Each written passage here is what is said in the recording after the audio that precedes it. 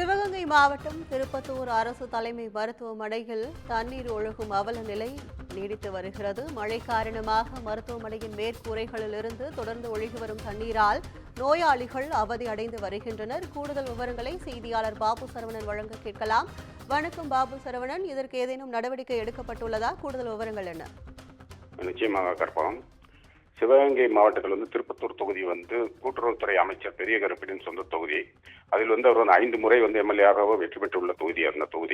அந்த தொகுதியில் மருதுபாண்டியர் அரசு தலைமை மருத்துவமனை உள்ளது.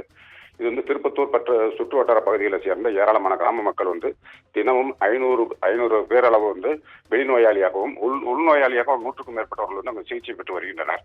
இந்நிலையில் அந்த கட்டிடம் 25 ஆண்டுகளுக்கு முன்பு கட்டப்பட்ட மருத்துவமனை கட்டணமாக இருக்கிற காரணத்தினால இப்போது பெய்து வரும் கனமழை காரணமாக ஆங்காங்கே மழை நீர் மருத்துவமனைக்குள் ஒழுகி வருகிறது.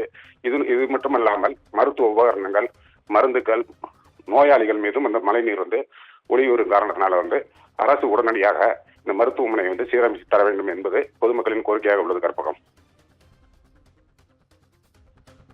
விவரங்களுக்கு நன்றி பாபு சரவணன்.